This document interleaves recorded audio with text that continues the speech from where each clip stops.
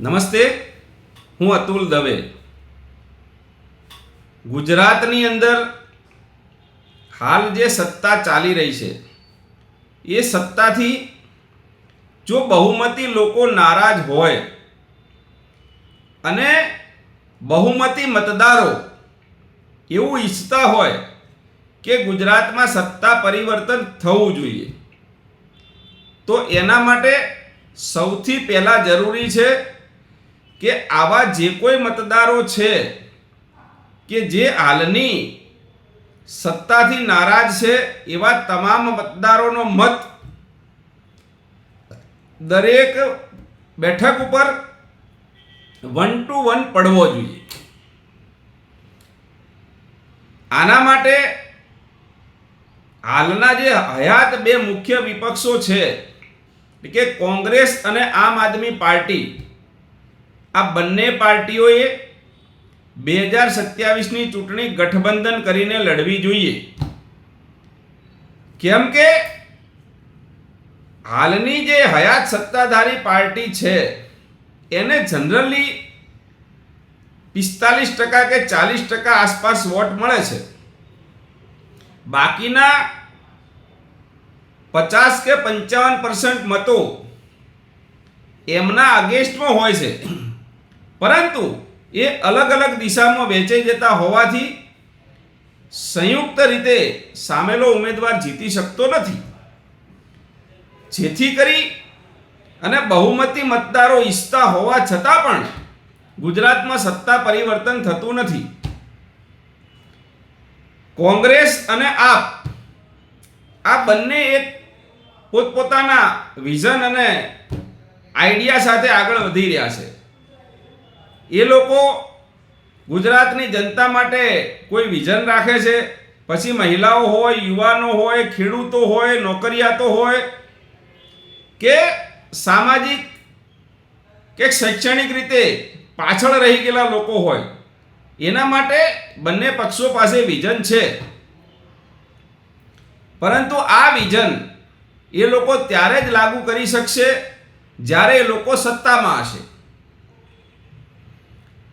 હવે એવું તો બનવાનું નથી કે આ બંને પક્ષના લોકો ફોન કરીને ભૂપેન્દ્રભાઈને એમ કહી દે કે ભાઈ તમે હવે રહેવા દો અને અમને બેસવા દો, એટલે એમને કોઈ બેસવા દેશે. એવું તો થવાનું નથી.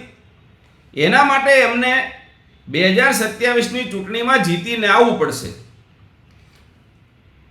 હવે જે આજનો વિષય હું મૂકવા જઈ રહ્યો છું એ વાત ઉપર આવું તો મેં છેલ્લા 1 મહિનામાં અનેક લોકો સાથે આ બાબતે ચર્ચા કરી કે ભાઈ સત્તાધારી પક્ષથી જે વિરોધમાં મતો પડે છે એ મતો એક જગ્યાએ પડે એ માટે આ બંને પક્ષોએ ગઠબંધન કરવું જોઈએ.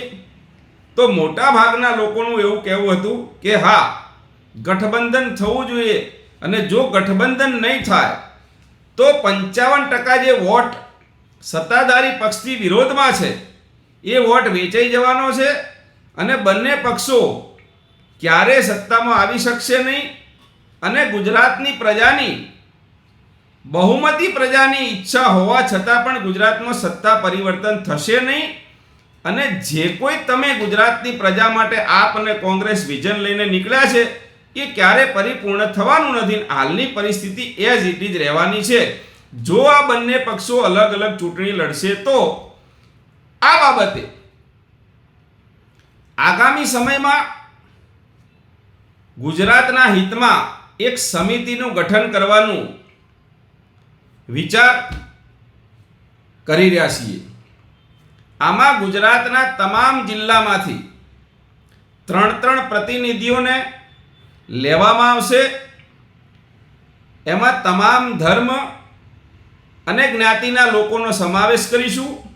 આવી લગભગ 121 જણની એક સમિતિ એક જ કામ કરશે કે આ બંને પક્ષના નેતાઓને મળી અને બંનેને ગઠબંધન કરવા સમજાવશે. જે પક્ષ આ ગઠબંધન માટે તૈયાર નહીં થાય એ પક્ષ સત્તા પરિવર્તન કરવા માટે ગંભીર નથી એવું ચોક્કસ સમજવામાં આવશે કેમ કે એ લોકો ગમે એટલી વાતો કરે, પછી કોંગ્રેસ હોય કે આપ હોય કે બીજા કોઈ હોય, એ એમ કે અમે એકલા લડી અને ગુજરાતની ચૂંટણીમાં બહુમતી મેળવી બતાવીશું, તો એ કોઈ કાળે શક્ય નથી, નથી ને નથી જ. ગઠબંધન વગર ગુજરાતની અંદર સત્તા પરિવર્તન શક્ય નથી. અને આ ગઠબંધન થાય એ માટે ગુજરાતના સામાજિક આગેવાનો આગળ આવે અને આ સમિતિ સાથે જોડાય. આમાં કોઈ નેતૃત્વનો કે ચહેરા ચમકાવવાનો કોઈ વિષય જ નથી. એક જ લીટીનો કાર્યક્રમ છે કે ગુજરાતમાં 2027નું જે ઇલેક્શન છે એ વિપક્ષી એકતા રૂપે ગઠબંધન કરીને લડાવવું જોઈએ. એમાં અમુક રાજકીય પક્ષો અને અમુક સામાજિક લોકોને પણ આપણે ચૂંટણીમાં ઉતારીએ કે ભાઈ એવા લોકો જેમને પક્ષમાં નથી જોડાવું પણ સક્ષમ છે અને એમની બેઠક ઉપર જીતી શકે એમ છે, તો એવા લોકો માટે પણ અમુક બેઠકો ખાલી રાખવામાં આવે. આ બંને પક્ષો મોટા ભાગની એટલે કે 90% બેઠકો આ બંને પક્ષો લડે અને બાકીની 10% બેઠકો એવા નાના પક્ષો અને સામાજિક આગેવાનો માટે છોડી દે.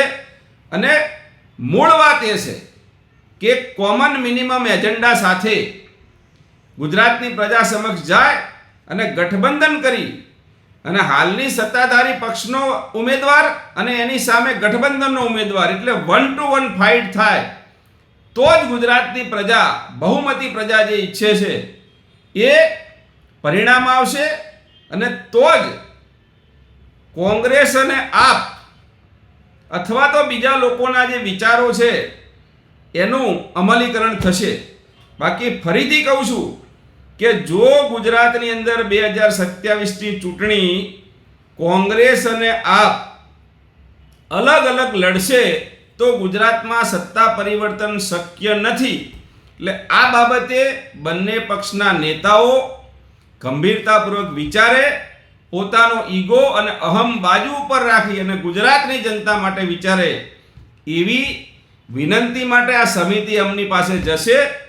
આગામી સમયમાં આ સમિતિની બેઠક કરી અને એમાં કઈ રીતે આગળ વધવું એ નક્કી કરવામાં આવશે. સૌને વિનંતી છે કે આ એકમાત્ર એજન્ડા સાથે આપણે આગળ વધીએ, કેમ કે જ્યાં સુધી સત્તા પરિવર્તન થવાનું નથી ત્યાં સુધી આપણે જે ઈચ્છીએ છીએ અથવા તો હાલની જે નિષ્ફળતાઓ આપણને દેખાય છે એનું સોલ્યુશન ક્યારેય થવાનું નથી. જય ગુજરાત.